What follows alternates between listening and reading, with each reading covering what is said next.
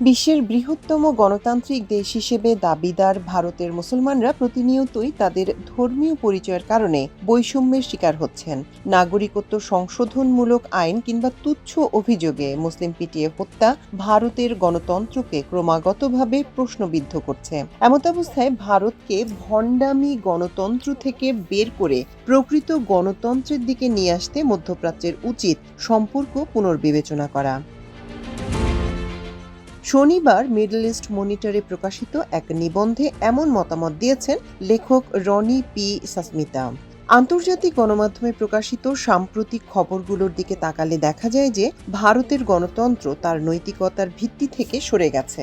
বিশেষত ইসলামের প্রতি বৈষম্যের ঘটনাগুলো এখন আর বিচ্ছিন্ন বা দুর্ঘটনাজনিত বলে বিশ্বাসযোগ্য নয়। গরু রক্ষণাবেক্ষণের কথা বলে গণপিটুনি কিংবা গবাদি পশু পরিবহনের তুচ্ছ অভিযোগে মুসলিম পিটিয়ে হত্যার ঘটনা উদ্বেগজনক হারে নিয়মিত ঘটেছে, আর এসব ঘটনার খুব কমই আইনি গুরুত্ব পাচ্ছে। অন্যদিকে নাগরিকত্ব সংশোধন আইনের শিকার হচ্ছেন কেবল মুসলমানরা। ভারত বিদেশে নিজেদের বহুত্ববাদী ভাষাভাষী দেশ বলে প্রচার করে, অথচ ঘরে বৈষম্যকে সমর্থন করে। ভারতের রাজনৈতিক নেতৃত্ব মুসলমানদের এই নির্যাতন সম্পর্কে সম্পূর্ণরূপে সচেতন, কিন্তু তারা সেগুলোকে ছোট করে দেখছেন।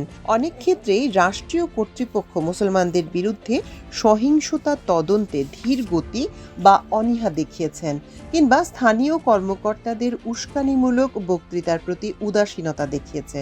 তাদের ভণ্ডামি স্পষ্ট।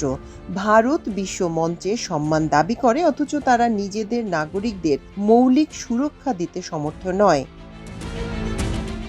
প্রধানমন্ত্রী নরেন্দ্র মোদী এবং ভারতীয় জনতা পার্টির আমলে নাটকীয়ভাবে এই বৈষম্য তীব্রতর হয়েছে। মোদীর বক্তৃতাতে প্রায়শই ঐক্য এবং উন্নয়নের কথা বলা হয়, কিন্তু তার রাজনৈতিক ভিত্তি এখনো হিন্দুত্ব জাতীয়তাবাদ দ্বারা উজ্জীবিত, যারা মুসলমানদের সরাসরি সন্দেহ বা শত্রুতার চোখে দেখে।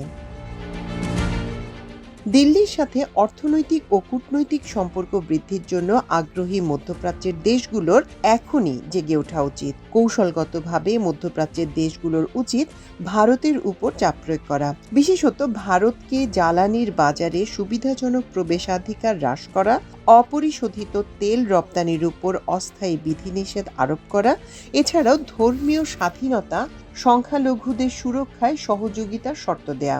ইসলামী ঐতিহ্যের দেশগুলো কখনোই এমনটা করা উচিত হবে না যা মুসলমানদের প্রতি শত্রুতা পোষণ করে এমন দেশকে বা সরকারকে পুরস্কৃত করবে।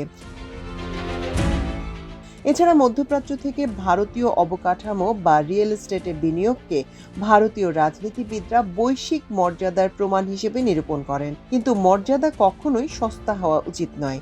মধ্যপ্রাচ্যের উচিত সার্বভৌম সম্পদগুলোকে ভারতের ধর্মনিরপেক্ষতা এবং সমান নাগরিকত্ব নিশ্চিত করে এমন নীতিগত সংস্কারের উপর জোর দিয়ে প্রকৃত গণতন্ত্র প্রতিষ্ঠা করা।